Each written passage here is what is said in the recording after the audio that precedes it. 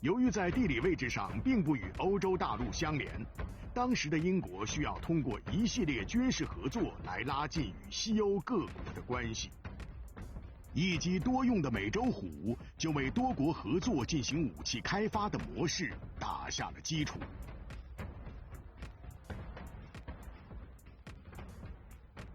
很快，美洲虎就迎来了一位混血搭档。上世纪70年代初，英国、联邦德国和意大利3国达成共识，联合设计一款可用于近距空中支援、具备纵深打击能力和高度灵活性的攻击机，取名狂风战斗攻击机，后改为狂风多用途战斗机。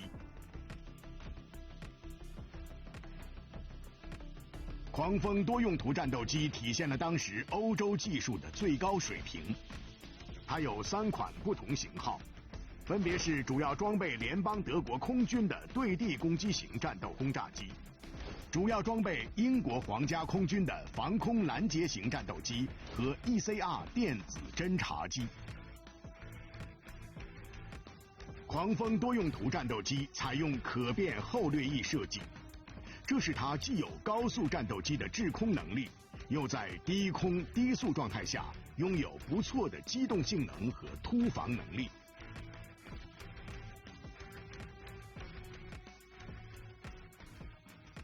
狂风火力猛，载弹量大，机上装有2门27毫米航炮，可挂装空导弹和多种对地武器，最大载弹量达9.07吨。它能挂载的弹药种类很多，对空作战时可选择 AIM-7E 麻雀、AIM-9L 响尾蛇空导弹；对地攻击时可挂载 JP-233 反跑道子母弹、宝石路23激光制导炸弹等等。在海湾战争中，英国的狂风和美洲虎配合默契。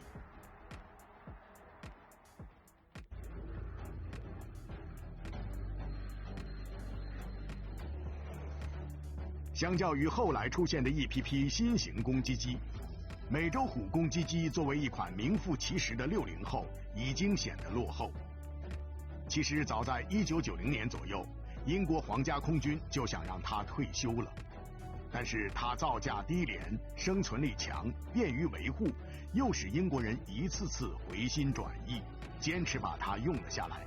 并数次进行改进升级。